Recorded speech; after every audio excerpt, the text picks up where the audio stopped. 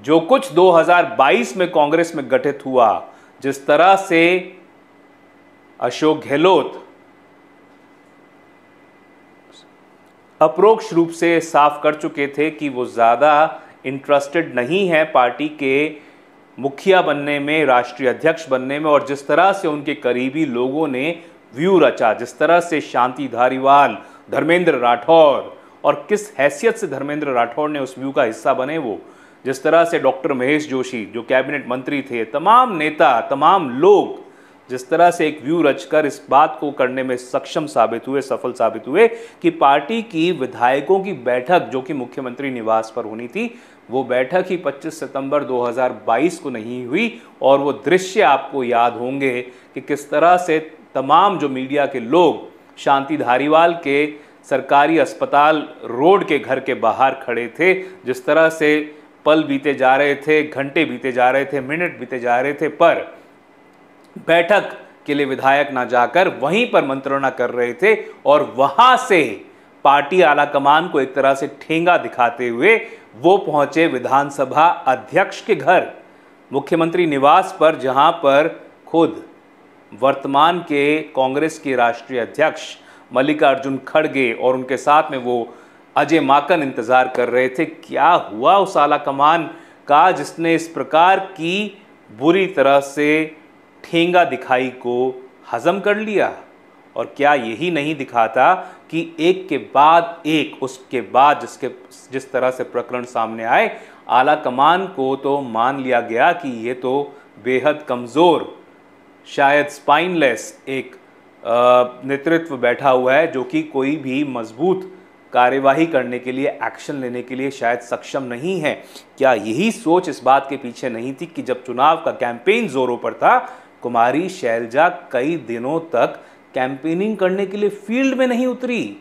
किस तरह से जो अंदरूनी कलह थी वो खुलकर सामने आ गई, और मानकर चलिए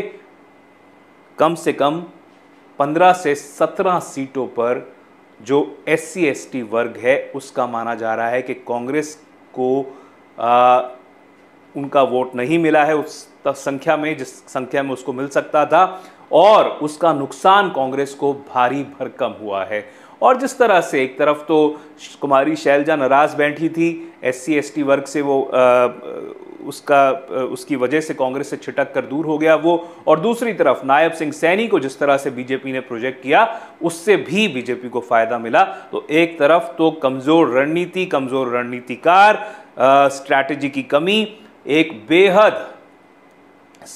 कमजोर नेतृत्व जिसकी वजह से कांग्रेस एक जीती जिताई बाजी को हार गई। तमाम ये तस्वीर आप जो देख रहे हैं अशोक गहलोत, सचिन पायलट की, कई बार जब मैं इनकी तस्वीरों को देखता हूं तो वो मुझे करीब 4-4.5 साल का समय याद आ जाता है जब दोनों में आपस में कोल्ड वॉर चलती रही, और वो चलती रही, खिंचती रही। आला कमान ने जितनी कोशिश करनी चाहिए थी उसके शायद 10वां हिस्सा भी नहीं की। जिस तरह से लोगों को भेजा गया, पर वो अपने ही शायद एजेंडा के साथ यहाँ आते थे। रणदीप सिंह सुरजेवाला हो गए, तमाम नेता जो आते थे प्रभारी बनकर या फिर केंद्रीय कांग्रेस के ऑब्जर्वर बनकर, उनसे अगर नहीं संभल रही थी तो ये बताता है कि नेतृत्व कितनी कमज़ोर थी। और वही कमज़ोरी जो है वो राजस्थान में 2023 में हार का कारण बनी, क्योंकि अगर अशोक गहलोत ये कह चुके थे कि पार्टी राजस्थान में भी सत्ता खो देगी अगर सचिन पायलट को मुख्यमंत्री बनाया गया, तो कम से कम कांग्रेस 2023 के चुनाव से पहले तो सचिन पायलट को मुख्यमंत्री पद के दावेदार के तौर पर प्रोजेक्ट कर सकती थी। कम से कम शांति धारीवाल का टिकट तो काट सकती थी, कम से कम क्लियर संदेश तो दे सकती थी कि जिस प्रकार की अनुशासनहीनता नेताओं ने की है वो बर्दाश्त नहीं की जाएगी। क्या हुआ उस कमेटी का या उस फैक्ट फाइंडिंग का या फिर उस शो कॉज नोटिस का जो कि दिया गया था या कहा गया था कि जो एक्शन लिया जाएगा? केसी वेणुगोपाल ये कहकर गए थे या नहीं गए थे कि 2 दिन के अंदर फैसला लिया जाएगा? क्या हुआ उन तमाम बातों का? क्या गांधी परिवार तक, सोनिया गांधी, राहुल गांधी तक तमाम ये बातें जो हैं ज़मीनी स्तर पर वो नहीं पहुंचती हैं? या फिर क्या राहुल गांधी के बारे में जो कहा जाता है कि ये तो पार्ट टाइम नेता हैं, ये कुछ ही समय के लिए राजनीति करते हैं, अगर इसी प्रकार का माहौल बना रहा तो हरियाणा के बाद महाराष्ट्र, झारखंड, अगले साल दिल्ली, बिहार, इन तमाम राज्यों में विधानसभा चुनावों में कांग्रेस को बेहद मुश्किल राह का सामना करना पड़ सकता है। और राजस्थान में कांग्रेस ने